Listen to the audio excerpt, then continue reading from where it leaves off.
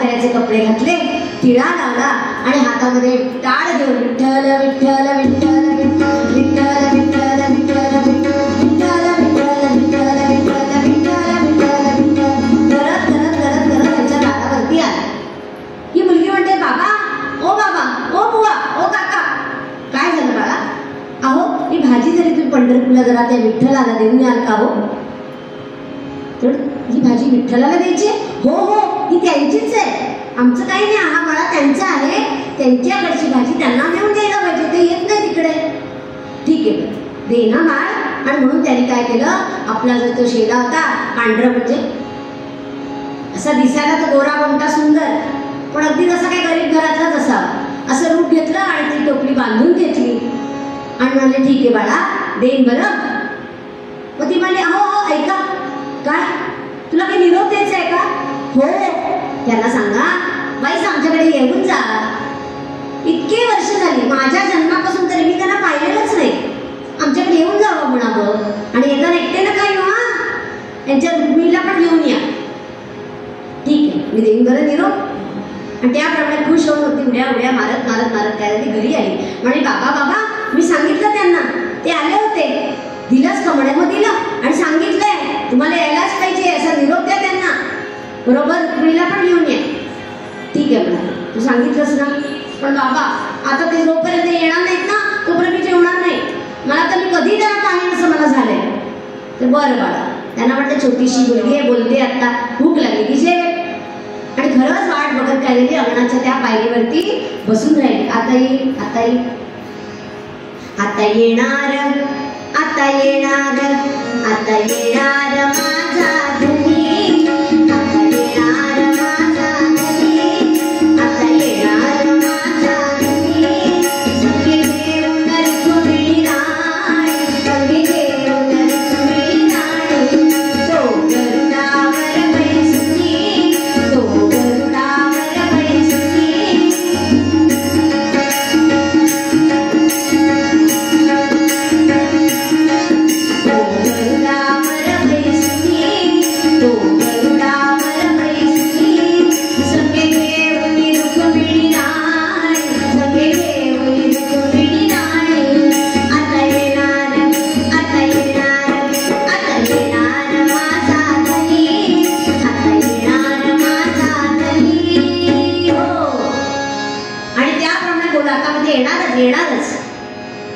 आणि वारकऱ्याचं रूप घेऊन ते आले, हिची भाजी घेऊन गेले आणि आपली वाट बघत बसली, आता येते उद्या ती. बघता बघता 10 दिवस झाले, ही म्हणली पाणीने काही जेवणारच नाही. सावता म्हणाला, खूप वाईट वाटलं, पंढरीराया हे तू काय कबूल करून बसलास, आता ही जेवत नाही. आणि त्याचबरोबर पांडुरंग साक्षात सावताच्या घरामध्ये सजल नीरद श्यामल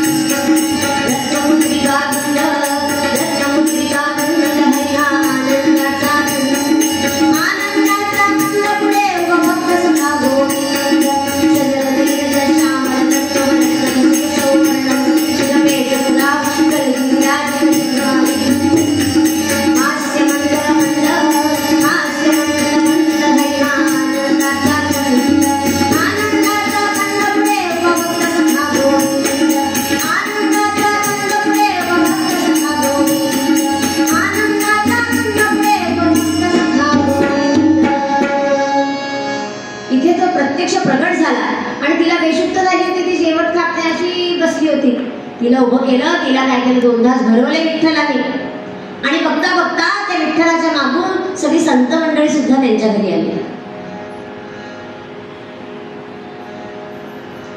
संत या सुखा कारणे देव वेडावला, या सुखा कारणे देव वेडावला, राहिला वैकुंठ सोडून संत चरणी राहिला, राहिला वैकुंठ सोडून संत चरणी राहिला.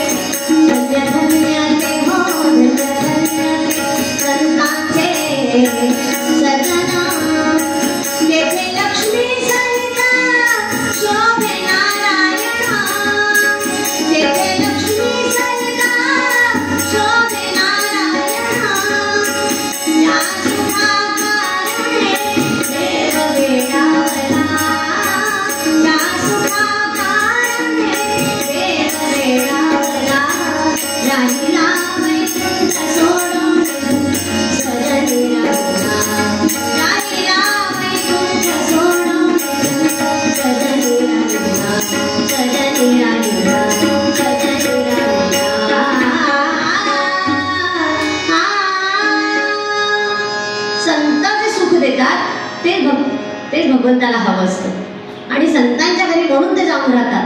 ते म्हणतात मला वैकुंठात जे मिळत नाही ते मला संतांच्या घरी मिळतं. म्हणून सावतामाळ्याच्या घरी ते प्रगट झाले आणि त्यांच्या पाठोपाठ सगळे संत तिथे आले. सावतामाळ्याला खूप आनंद झाला की भगवंत तर आलेच, पण त्याच्या पाठोपाठ ज्ञानेश्वर, तुकाराम, जनाबाई, नामदेव, एकनाथ महाराज सगळे तिथे संत जमा झाले. ते मला आम्ही पंढरीला गेलो पण तिथे पांडुरंग नव्हताच, मग आम्हाला कळलं तर इथे आले, मग आम्ही सगळेजण इथे आले. केवळ त्या छोट्या मुलीच्या भक्तीने पांडुरंग साक्षात तिथे प्रगट झाला. सावतामाळ्याची भक्तीच अशी थोर होती. ठाई ठाई भरलेला भगवंत विठ्ठल. आणि त्याप्रमाणे आपण सुद्धा रामदास स्वामींनी आपल्याला सांगितलंच आहे, काय करा, राहून या गृही वेळ नका गमू, भलती बडबड सोड मनुजा नाम हरीचे गोड.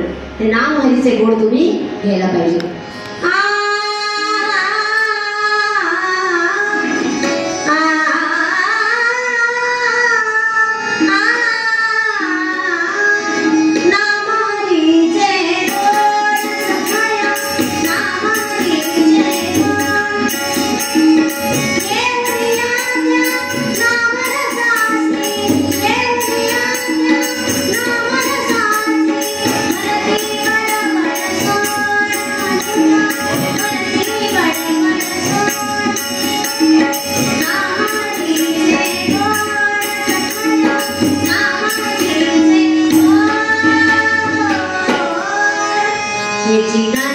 गाणं